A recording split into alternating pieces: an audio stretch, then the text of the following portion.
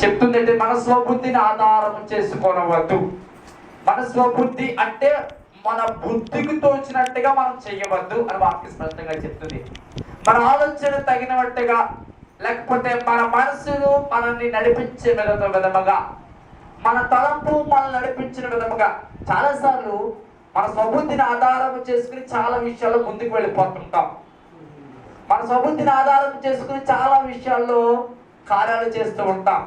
మన సొంత తలంపులను ఆధారంగా చేసుకుని చాలా విషయాల్లో ముందుకు వెళ్ళడానికి చాలాసార్లు మనం ప్రయత్నం చేస్తుంటాం. వాక్యం స్పష్టంగా చెప్తుంది ఏంటంటే నీ స్వబుద్ధిని ఆధారం చేసుకోవద్దు అని చెప్తుంది. స్వబుద్ధిని ఆధారం చేసుకోకపోతే ఏంటి, ఎలా కార్యాలు జరగాలి, దేవుని ద్వారా ఎలా జరగాలి, ఎలాంటి కార్యాలు దేవుడి ద్వారా జరిగితే అసలు ఎవరి ద్వారా కార్యాలు జరగాలి అని మనం ఆలోచించినట్లయితే మొదటి రాజ్యంలోకి వచ్చినట్లయితే అది యెహోవా వలన అతనికి ప్రాప్తమాయను. దేవునికి స్తోత్రం కలిగింది కాక. హల్లెలూయా. అంటే స్వబుద్ధి అనేది విడిచిపెడితే మన జీవితంలో ఎవరి చిత్తము నెరవేరపడతాదంటే ఆయన చిత్తము నెరవేరపడతాది. మనకు ఏదైనా ప్రాప్తము అంటే కలిగి ఉండడం కానీ, సంపాదించడం కానీ, అనుభవించడం కానీ, అది ఏదైనా అది ఎవరి వలన కలగాలంటే అది యెహోవా వలన కలగాలి అని స్పష్టంగా చెప్తుంది. స్వబుద్ధిని ఆధారం చేసుకుంటే యెహోవా చిత్తము మన జీవితంలో నెరవేరబడదు. స్వబుద్ధిని ఆధారముగా చేసుకుని, సొంత ఆలోచన ఆధారముగా చేసుకుని, సొంత ఇష్టాన్ని, సొంత తలపులు ఆధారముగా చేసుకుని ముందుకు వెళ్ళిపోతే దేవుడి చిత్తము, దేవుడి ఇష్టము మన జీవితంలో నెరవేరబడదు. దేవునికి స్తోత్రం కలిగిన కాక. హల్లెలూయా. కాబట్టి మన చిత్తము ఎప్పుడైతే పక్కన పెట్టామో అప్పుడు దేవుడి చిత్తము నెరవేరబడతాది. మన ఆలోచన ఎప్పుడైతే పక్కన పెట్టి దేవుడి ఆలోచనకు అవకాశం ఇచ్చామో అప్పుడు మన జీవితంలో కార్యాలు చూడగలం. దేవునికి స్తోత్రం కలిగింది కాక. హల్లెలూయా. అందరూ చెప్తామండి హల్లెలూయా. చాలాసార్లు దేవుడి చిత్తం మన జీవితంలో నెరవేరకపోవడానికి, ఏ పని ప్రారంభించినా అందులో మనము ఘనత పొందకపోవడానికి, ఏ పని ప్రారంభించినా అందులో మనము సఫలత పొందకపోవడానికి గల కారణం ఏమిటంటే మన సొంత చిత్తాన్ని నెరవేర్చుకోవడానికి ఇష్టపడతాం కాబట్టి. చాలాసార్లు ఎక్కువ శాతం నేను ప్రార్థనలో చూస్తూ ఉంటాను, వింటుంటాను, ప్రభువా ఇది నీ చిత్తమైతే జరిగించు, అది నీ చిత్తమైతే జరిగించు అని ప్రార్థన చేస్తారు. ప్రార్థన చాలా బాగుంటుంది. కానీ ప్రార్థన లేచిన తర్వాత చేసే కార్యక్రమం ఏమిటంటే వీరు ఎలాగ ఇష్టపడుతున్నారో ఆ ఇష్టపరంగా నడుస్తూ ఉంటారు. దానికి స్తోత్రం కలిగిన కాక. హల్లెలూయా. ప్రభువా సపోజ్ ఒక వ్యక్తి మళ్ళీ పాపానికి ప్రేరేపిస్తుంది అనుకోండి. ఒక వ్యభిచారము మళ్ళీ ప్రేరేపిస్తుంది వ్యభిచారం చేయమని అని అనుకోండి. ప్రార్థన చేస్తాం, ప్రభువా ఆ వ్యక్తిని నా నుంచి దూరపరచు, ఆ తలంపులు నా దగ్గర నుంచి దూరపరచు, నేను పవిత్రంగా ఉండడానికి సహాయం చేయ ప్రభువా అని ప్రార్థన చేస్తాం. ఓకే, మంచిది. కానీ లేచిన తర్వాత ఆవిడకి ఫోన్ చేసేవనుకో ఏంటిదని అర్థం చెప్పండి. ప్రార్థన ఏం చేసావా? ఆ వ్యక్తిని దూరపరచు ప్రభువా, ఆ ఆలోచన దూరపరచు ప్రభువా అని ప్రార్థన చేస్తాం. కానీ శరీరం ఏముంటుందంటే ఫోన్ చేసేసరి మాట్లాడు, ఫోన్ చేసేసరి మాట్లాడు అని ఈ శరీరం కోరుతూ ఉంటుంది. ప్రార్థన చిత్తము నెరవేర్చు ప్రభువా అని అంటాం, కానీ క్రియలు మాత్రం మన చిత్తం నెరవేర్చుకోవడానికి చాలా సార్లు ప్రయత్నం చేస్తూ ఉంటాం.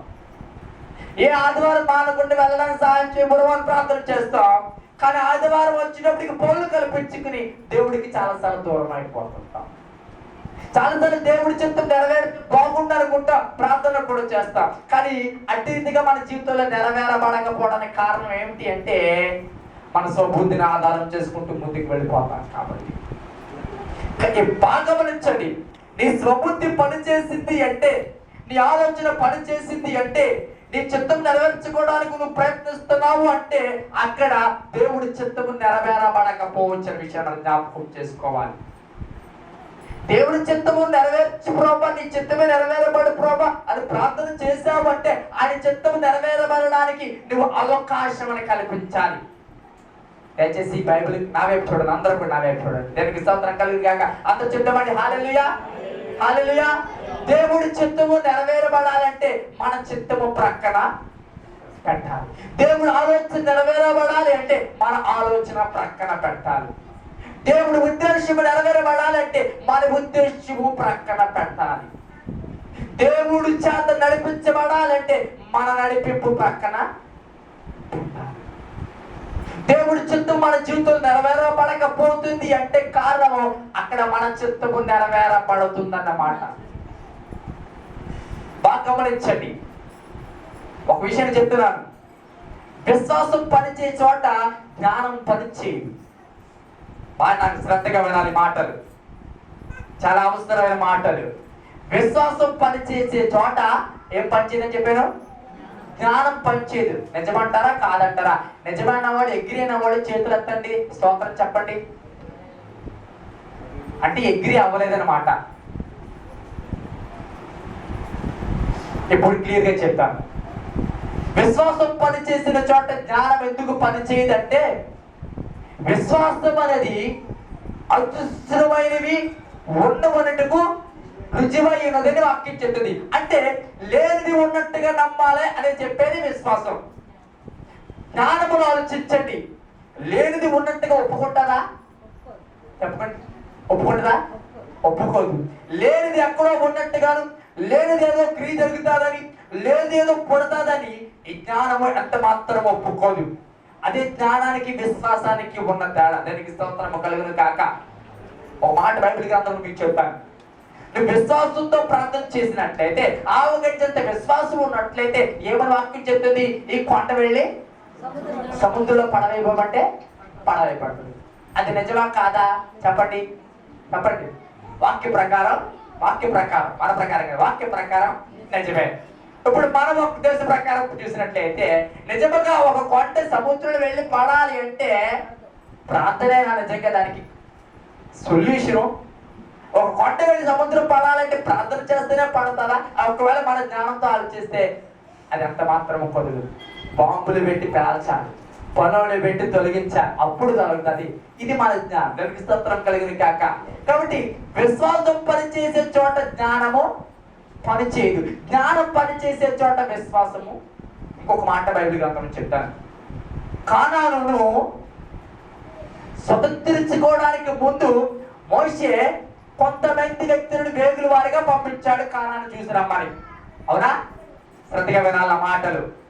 కానాను చూసి రమ్మని కొంతమంది వ్యక్తులను మోషే ఏం చేశాడంటే వేగుల వారిగా పంపించాడు, రిపోర్ట్ పట్టురామని.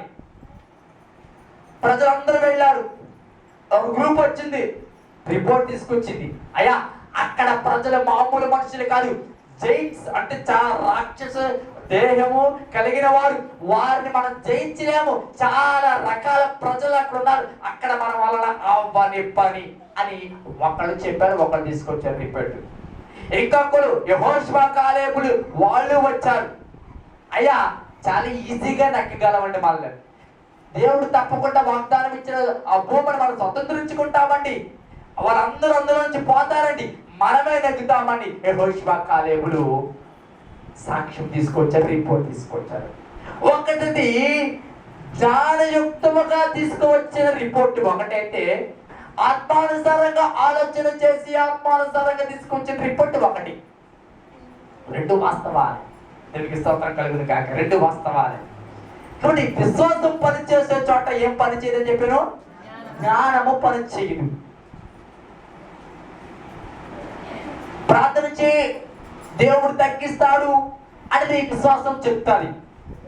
కానీ బలహీనత వచ్చినప్పుడు మనం చేసే పని ఏమిటంటే అర్జెంటుగా కొద్ది నిమిషాలను డాక్టర్ గారి ముందుకు దేనికి స్తోత్రం కలిగిన కాక. హల్లెలూయా. ఇప్పుడు చెప్పండి, విశ్వాసం పని చేసిన చోట జ్ఞానం పని చేస్తుందా? చెప్పండి. విశ్వాసం పని చేసిన చోట జ్ఞానం పని చేయదన్న వాళ్ళందరూ కూడా స్తోత్రం చెప్పండి. చెప్పండి. లేదండి మా జ్ఞానం ఉంది అది పని చేస్తాన వాళ్ళు చెప్పకండి. విశ్వాసం ఉన్న చోట ఏం పని చేయదని చెప్పాను? జ్ఞానం పనిచేది. మన జ్ఞానము కనుక ఉపయోగించామంటే విశ్వాసము సంఖ్య, విశ్వాస పరిణితి పెరగడం చాలా కష్టం. దానికి స్తోత్రం కలిగిన కాక. విశ్వాస యొక్క పరిమాణం పెరగాలంటే మనం జ్ఞానం విషయంలో ఏమవ్వాలంటే చచ్చిపోవాలి. దానికి స్తోత్రం కలిగిన కాక. మన విశ్వాస పరిమాణం ఎప్పుడు పెరుగుతుందండి? మన జ్ఞానానికి మించి మనము నమ్మినప్పుడు, మన జ్ఞానానికి మించి విశ్వసించినప్పుడు విశ్వాస పరిమాణం పెరుగుతుంది.